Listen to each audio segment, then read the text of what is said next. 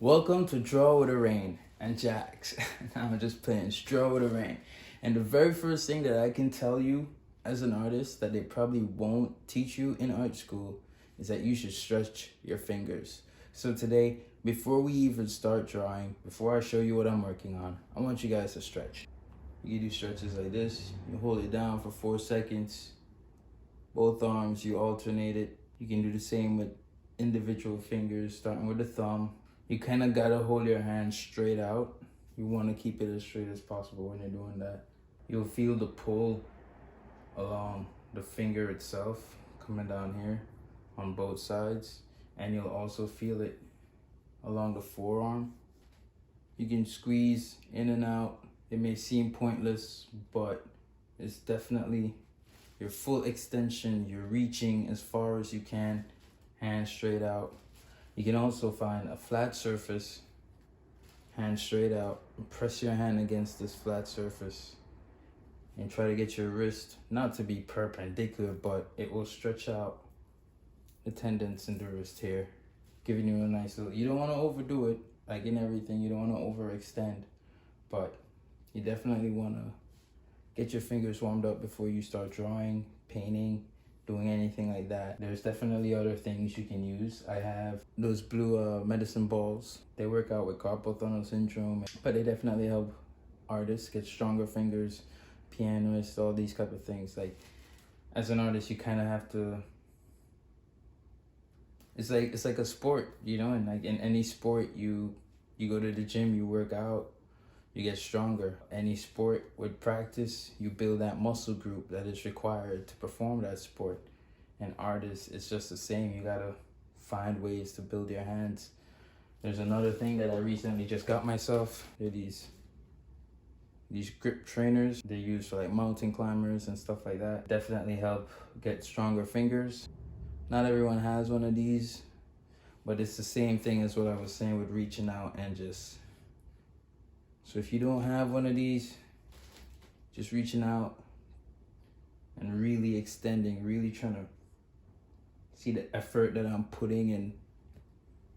You want to do that just a little bit before drawing. And use these all the time during the day. And with that said, I'm gonna get right into my drawing. I'm gonna draw for about 20 minutes today. And if you want to follow along, grab a piece of paper and draw anything. Every time I show people my drawings, they say it inspires them to draw. So I figured now I will start, making more videos of me drawing, explaining what I'm doing, and just going along.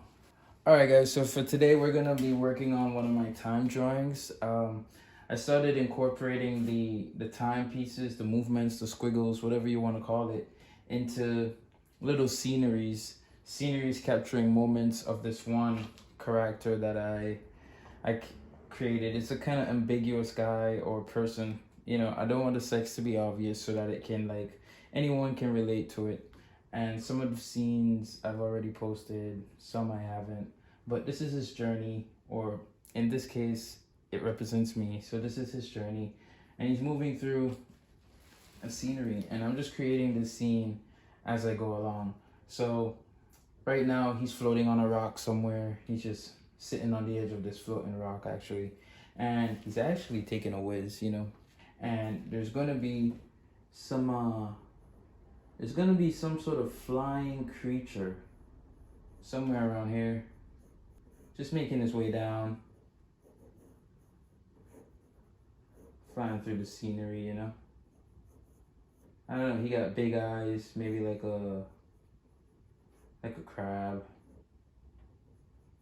Kind of think of Mr. Krabs' eyes right now. Mr. Krab from SpongeBob. Maybe he has a round body,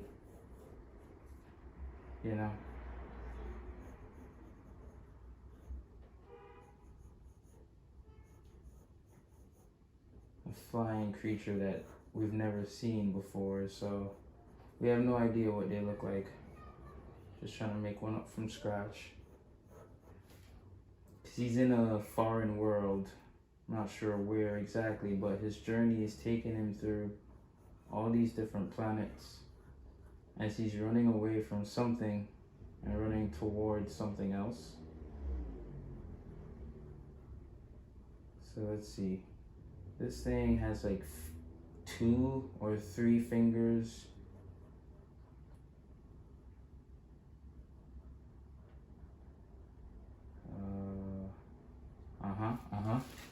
That's not bad.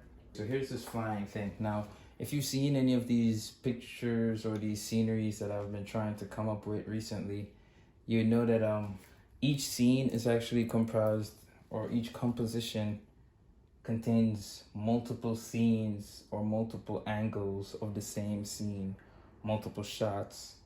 So this little time extract, this little window here, in my mind, what it's doing, it's like, it's time. The ripples are representing distortions in time and time in itself. So this distorted window of time is showing one angle. It's actually showing, if you were looking from here, and you'll be seeing what he was doing from like a third angle, quarter front view. You'll be seeing this creature flying by here too. Probably should have the other leg visible, unless this creature. Hey, buddy. You guys want to meet Jax? Ha, Jax. My favorite creature. All right, so maybe this creature has one leg. That'd be cool. All right, so here we go again. Got to draw this creature again, but from a more if he's facing this way, should be facing more away from us in this scene. If he's facing more away from us, maybe the wings come like this.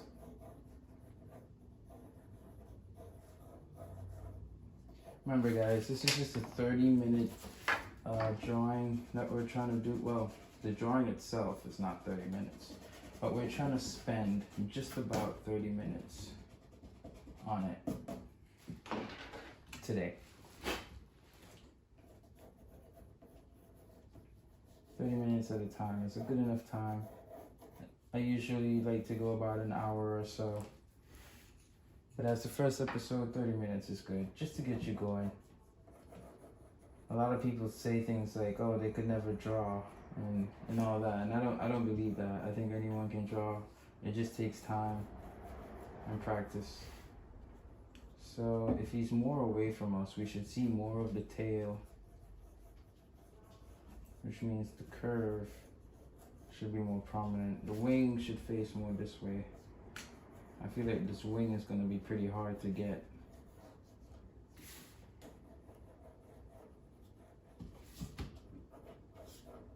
I think Jax likes this sound.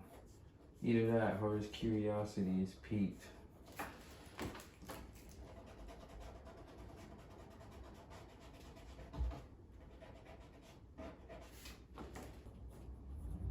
Maybe this hump is too prominent, considering his shape here.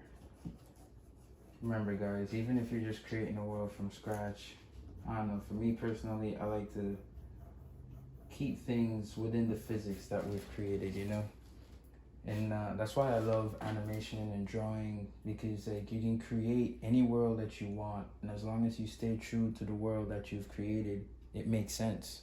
Like, if you get exactly what I mean, right? If not, let me try to break it down. Like, let's say a TV show.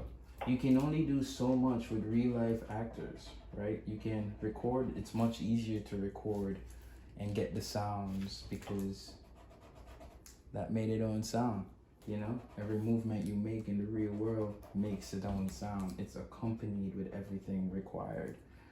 But in the world of animation, someone has to create all of that from scratch, right?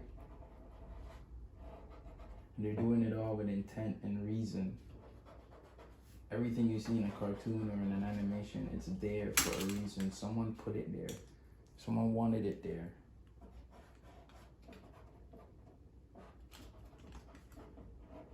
And as long as they stay true to, you know, whatever they say, like let's say they say this moon has more gravity than the other moon. I don't know. Then as long as that moon always has more gravity than the other moon, they can make that moon shrink. They could put that moon in someone's pocket. They could, I don't know, send that moon back in time. I don't know, I'm just saying that you can do anything that you can imagine in the world of drawing, in the world of animation, in the world of painting, just in the world of recreation. We creators, anyone creative can do anything. And to me, that's very powerful. This is more like this shape from a different angle, yeah? Maybe we wouldn't see the very bottom, maybe. Hey, buddy.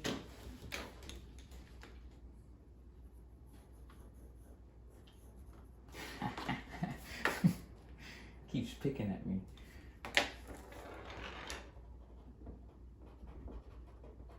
Right, I don't even know what we would call this creature. Maybe this creature doesn't even need a name.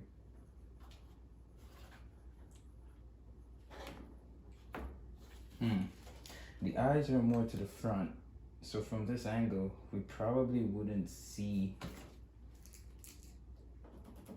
where the stem meets the head. See, because the eyes attach kind of to the front of the head, not the top.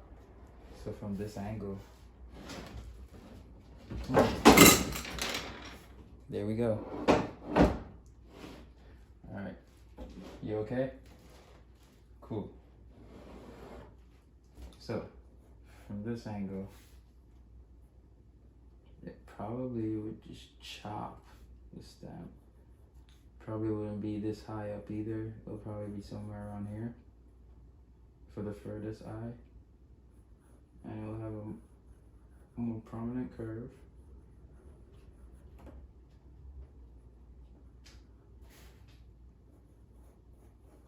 The position of the eyes would probably seem closer.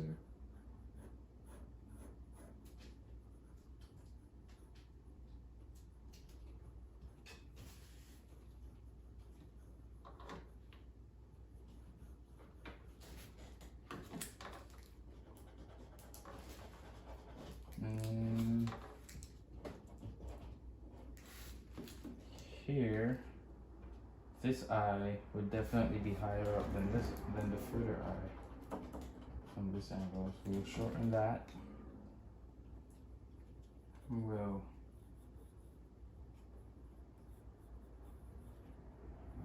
somewhere like this, and the second one will be somewhere.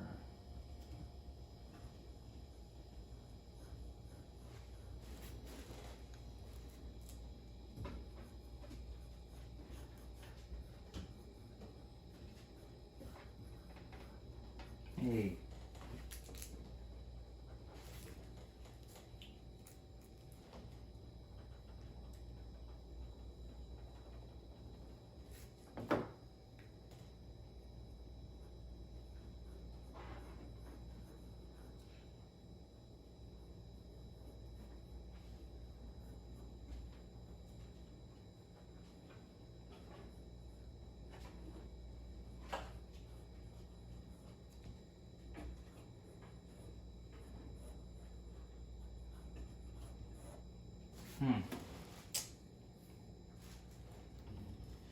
Maybe this curve will come out a little bit more.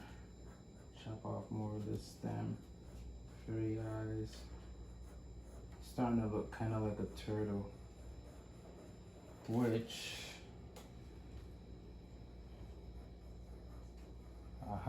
the wing would probably look more like this.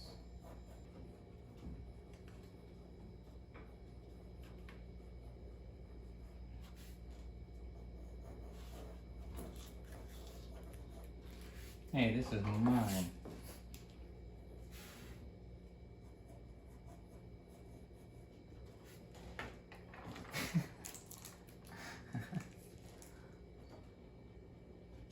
Remember, just try to stay true to what you're doing in it, you know? Sorry if I got silent, guys. Yeah, I'm getting into it here. I hope you're getting into your drawing too. 30 minutes and going.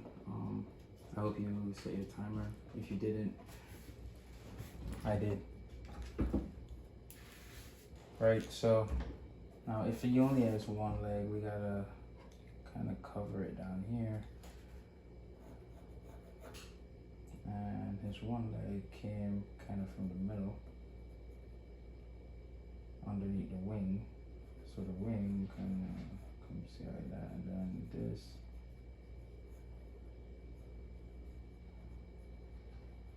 How would this leg look from such an aerial view?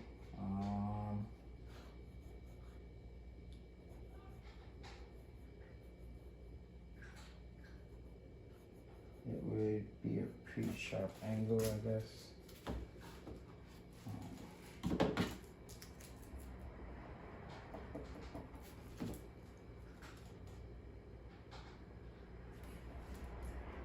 Would probably not be so thick. And it would come out maybe like here.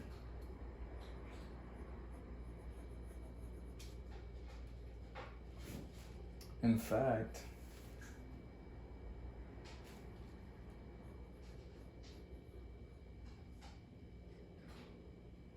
he's gotta have two legs. He's just gotta. The second leg will come somewhere. Right. So there's that leg.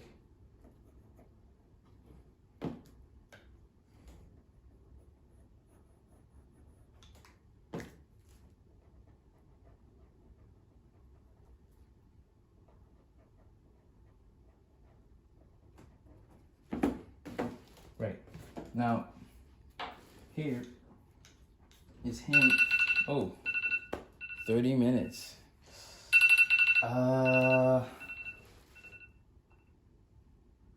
I got 15 more minutes in me. Do you? I do. So, 15 more minutes on this guy. Let's just be quick with him. This angle right here is the same. It's not the same rock, but it's a piece of rock similar. Actually, is it? No, it's not the same rock. It's another floating rock. It's not the same scene. It's not the same moment in time, but it's similar. Similar time. And today we're actually using an HB from HB pencil from Prismacolor. Forgot to lead with that, but HB good enough where if I need to be light, I could be so light you didn't see that. And if I need to be dark, you know, dark enough where the sketch stands out, the lines that we want stand out. This rock, a rock you don't need to, especially if it's not a rock that you're drawing from observation, you really don't need to be too, you know, meticulous with your line placements. You're just getting these down. The jagged, random line kind of suggests that it's a rocky formation. You know, your eyes have seen enough rocks to know that that's what this picture is representing right now. These collections of lines and strokes. It's representing a rock.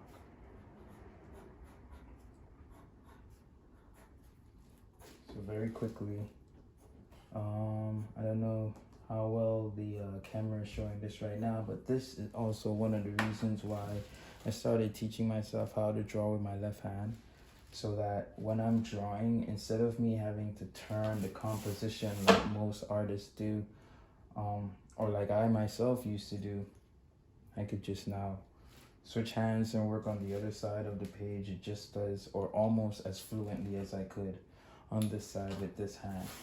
So I'm gonna just shift the paper down a little bit and continue this rock. Over here, like I said, just quick jagged lines, not much. You kind of get the gist that this is a rock. I kind of want to do a little bit of cross hatching, not too much, not even cross hatching per se, just a little bit of shading, just to suggest where the shadow is going, where the formation is forming, just so I myself can kind of know where light is going, where light is coming from.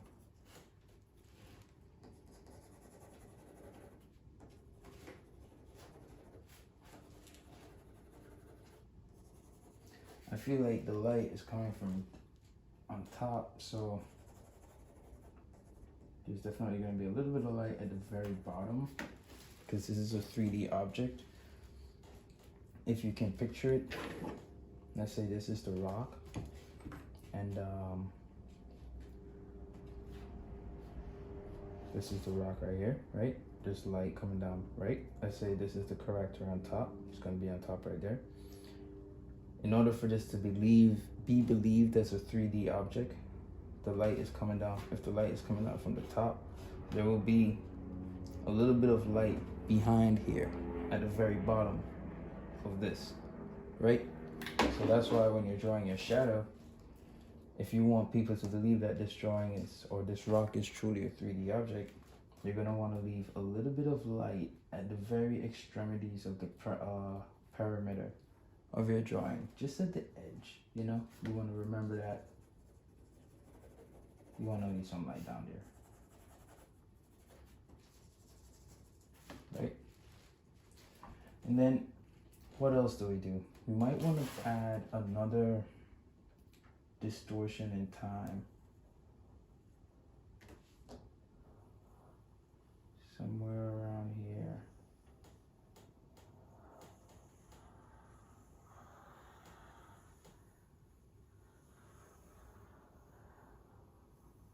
Maybe this one would be like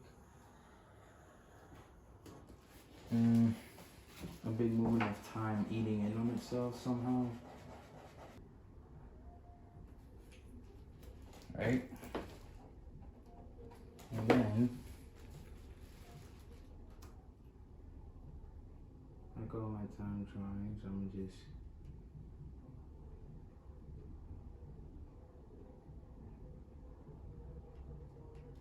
add lines and all that, but I will probably add those lines later since we only have about 10 minutes left. But let's see, what do I want to do with my character here? Here he's sitting down, taking a break, and enjoying the beauties of, you know, the mountainscape. All the way in the background, there's mountains. So we get the mountains down real quick. This thing is flying. This thing can't be the only one. So let's say the mountains go all the way down. You can see how deep down they go through here. There's maybe a little valleyway or something. A little river of sorts. Let's say the mountains, bang, bang. Your riverway, your waterway, however you want to call it. Let's say it gets a little bigger down here. And let's say down here we have, like, I don't know, some little alien trees from a little foreign world. Just to, you know, they kind of look like heart heads maybe. And maybe, I don't know, huts or something. We'll figure it out. Right now we're just getting stuff down. And maybe the river continues and becomes this right here.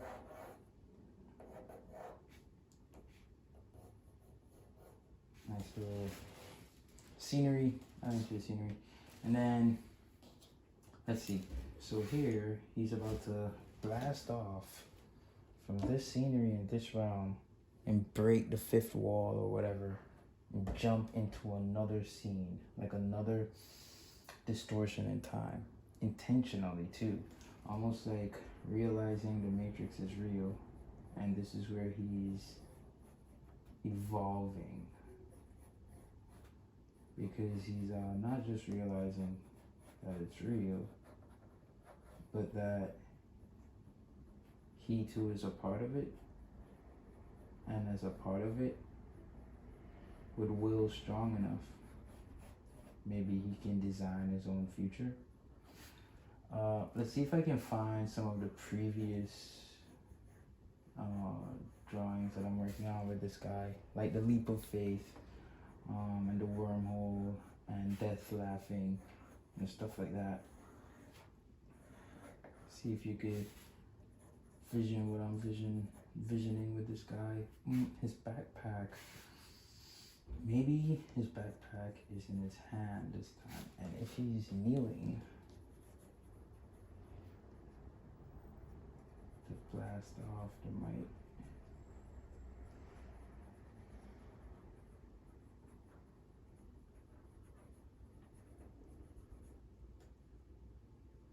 Let's see, I might have to look up some reference on exactly how to draw someone kneeling like that from behind.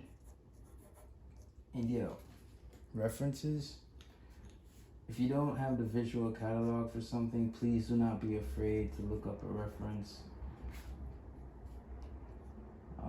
Let's say he's kneeling down, ready to blast off. This one hand might be in a fist. This leg might be a little straighter out. And this will be the case. This rock might, right? And then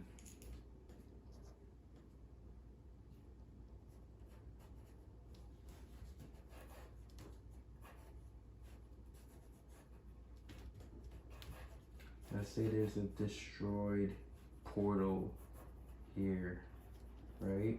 An ancient portal of sorts. This would explain how he's able to leap from this reality into this one.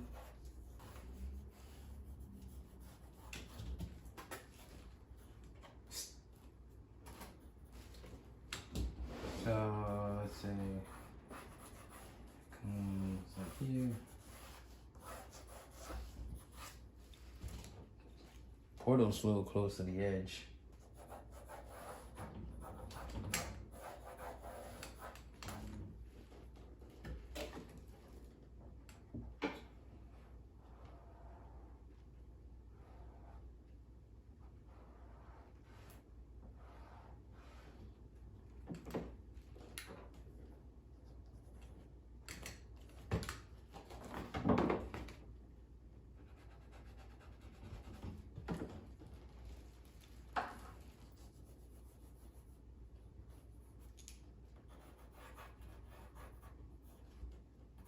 Okay, so the portal, something like that, you know, some sort of gateway.